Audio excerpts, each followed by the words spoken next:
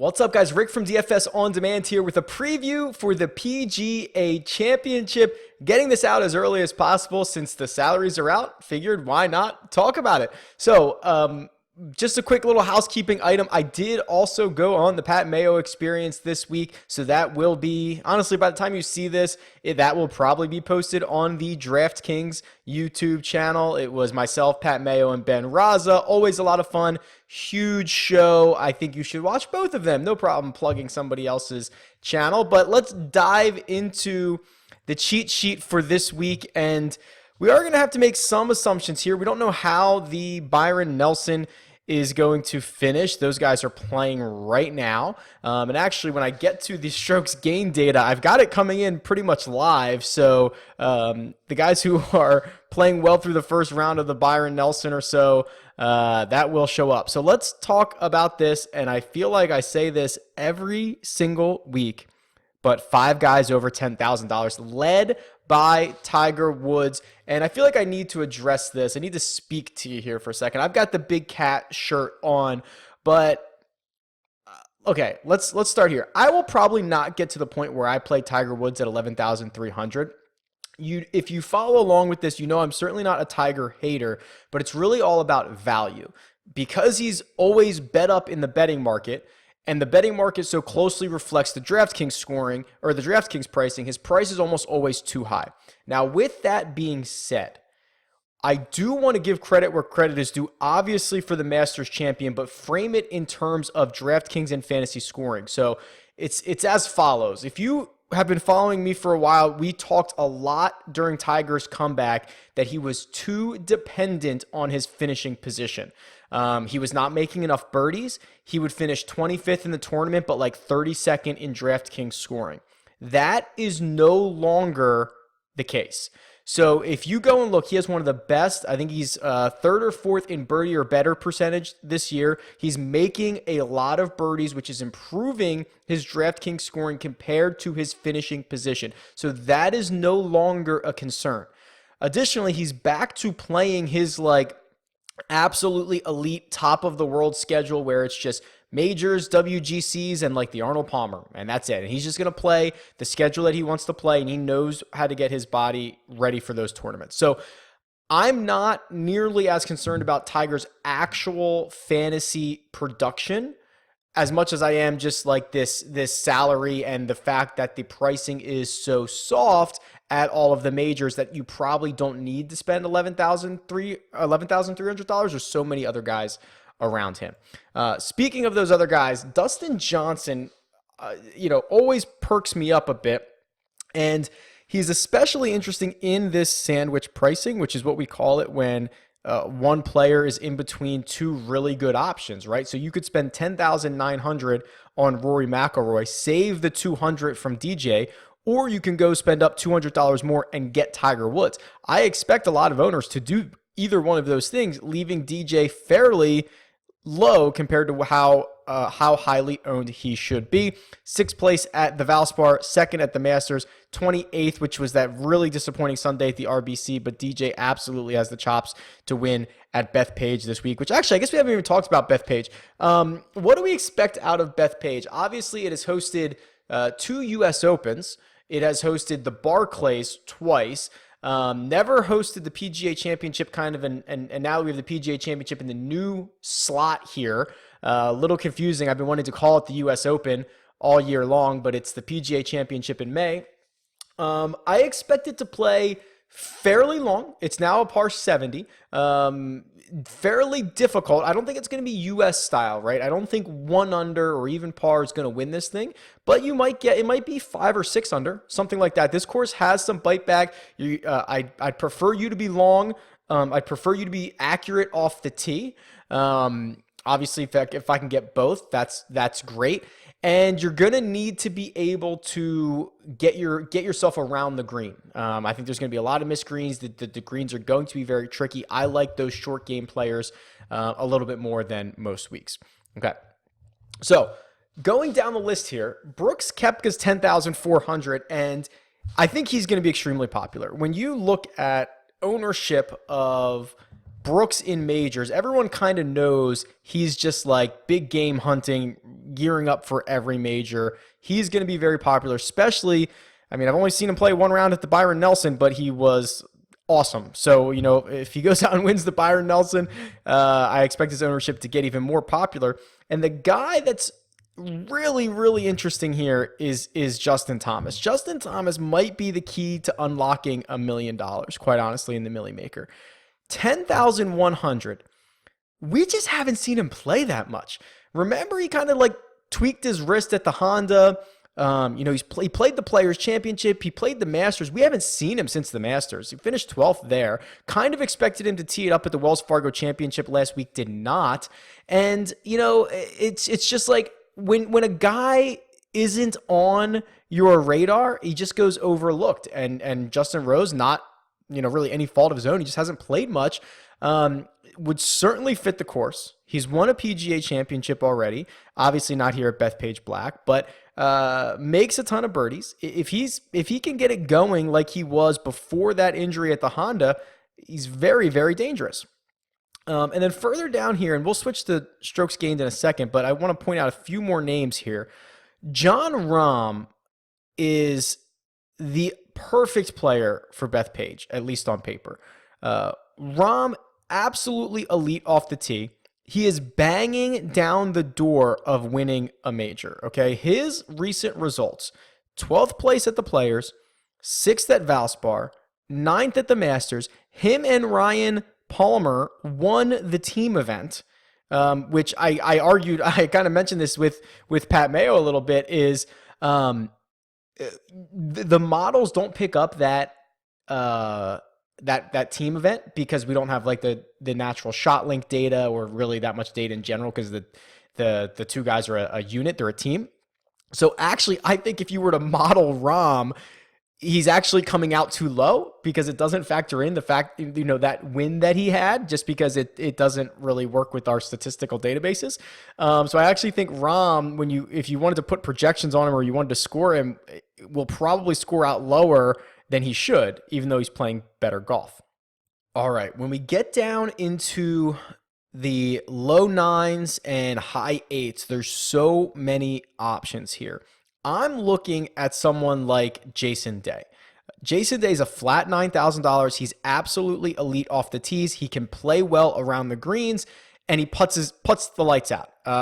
That's a really good skill set for Bethpage, and we have seen Jason Day, again, obviously different courses, but a lot of PGA Championships get set up in a similar manner. They have a similar style. They have a similar strength of field. And Jason Day has absolutely torched these over his career, right? So just since 2013, it's 8th, 15th, a win, 2nd, 9th, and 19th. He's just an unprecedented record.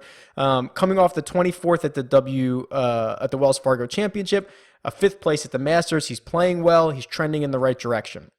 If you want to pivot off of Jason Day, I'd be lying to you if I didn't say that I was considering playing Bryson DeChambeau, who just doesn't have the form, right? If you go back the last 6 or 8 weeks, he hasn't been very good.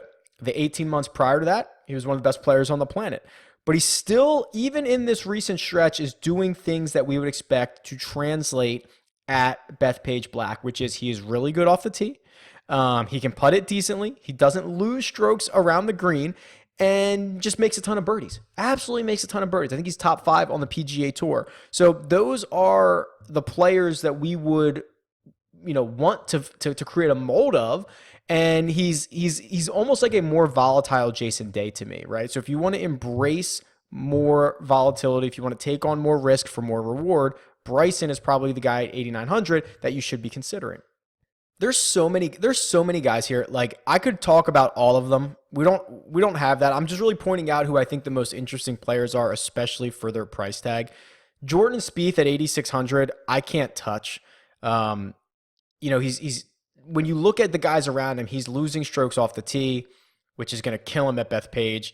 He's not putting particularly well, not doing it with approaches. Like, he's just really the worst player this year in this price range. Now, if he gets, I know what's going to happen. I know he's going to get it going at the Byron Nelson, and we're going to have really think long and hard about Jordan Spieth. I will probably not fall into that trap just because you can go down and get Hideki Bot, who I know is going to be super popular at $8,500. But if you look at it, tee to green, Hideki is only second to Rory McIlroy since January 1st. That is a long, sustained run of elite play. And if he let me putt for him, or anyone, you could go putt for Hideki and it would be better than what he does.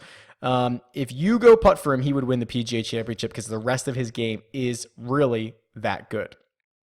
I do also like Patrick Reed here. Patrick Reed trending in the right direction. This is going to be a long course. You're going to need to hit your long irons really well. Patrick Reed does just that. He had a real bad run. Probably, I guess it would have been like February, March-ish. He's starting to trend back. He won. I think he won it, right? The last time, I think it was 2016 at the Barclays, which was when the last time we saw Bethpage used on the PGA Tour. He wins that. He's trending in the right direction. I think this could be a good spot to go get Patrick Reed at only 8,400. If we get down into the sevens, this is where things start to get a little bit, it starts to fall off a cliff, but there's a couple of guys here. Everyone's going to play Sergio. Everyone is going to go at $7,900, play Sergio, who is, he's great off the tee, great tee to green. If he gets a hot putter, yeah, absolutely, sure. The guy that I'm more interested in, and it's more of a game theory play, right? Because I know everyone's going to be on Sergio, is same price, Henrik Stenson. We kind of talked about that because, since the last time I've recorded a video, not a whole lot has changed, right? We haven't seen another tournament. This is now just new pricing, and it's a new field. So we're still thinking about a lot of the same things. We'll see what happens at the Byron Nelson. But Stenson, his path over the last 6 months or so is incredible. It was probably at the end of last year where, remember, he missed like those 4 straight cuts, and there were some Euro Tour events. It was just really soft fields, and he just laid an egg in all of them. And everyone was like, he's washed up. He has climbed out of that. We're starting to see much better performances, played much better at the match play. He's got a couple of top 25s in his last handful of starts. And the place that he's losing strokes, and I guess I can flip over and show you this here, is through his putter. And I kind of talked about this in a recent video, where if we just go and pull up Stenson here, tee to green. And I do have his Byron Nelson numbers already. So this is his, I think he's finished. This might be mid-round, but I'm not sure if while I'm recording this, Stenson is done his first round at the Byron Nelson. Gained 2.6 strokes tee to green. He is still basically dead even on strokes gained putting. That is strange. So if you look at this, it was outside his final round at the Wells Fargo Championship, he lost strokes putting like 9 or 10 straight rounds, that's rare. It's rare to lose that many for that period of time. Stenson, a volatile putter in general, but usually, he'll kind of alternate, or he might gain strokes 2 rounds in a row, lose strokes 2 rounds in a row. For him to be on this extended run of like 9 or 10 rounds in a row where he's losing strokes putting is unusual. It's an anomaly. I don't think that continues to continue. If he just gains strokes 2 rounds at the PGA Championship, we might be in business. If he does what he did today, which, let's see, gained 2.5 strokes on the field, which, again, I don't know if he's done yet at the Byron Nelson. This might only be through a handful of holes. But if he can keep it neutral putting or even gain strokes putting, that's a big time spot for Henrik Stenson to be in. All right, who else? Mid sevens. There's 2 names here that I think are interesting. Jason Kokrak, who we have played basically every week for 2 months. We have reaped the benefits of that. Still playing well. The concern here about Kokrak is that he does not make enough birdies. I tweeted something out about this. Like, Kokrak is going to make 3 birdies a round, and he is going to make 1 bogey, and he's going to shoot 2 under like every single round.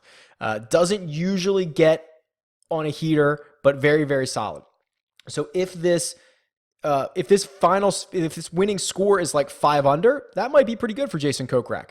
If it's 8, 9, 10, 12, something like that, I think Kokrak probably can't win it. But I also don't think he's going to burn you. The guy that I think is more volatile is Webb Simpson. And Simpson, the real allure here, he doesn't necessarily hit it very long off the tee, but plays well tee to green and can do it around the greens, right? Gains about a half a stroke per round around the greens.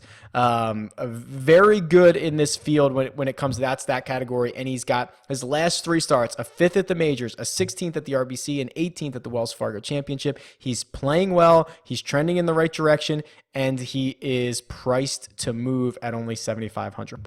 All right, we'll roll through the bottom guys here pretty quickly because there's only a handful that I'd be interested in playing. Benyon, as we kind of talk about every week, really good tee to green and specifically around the greens. Johnny Vegas is interesting.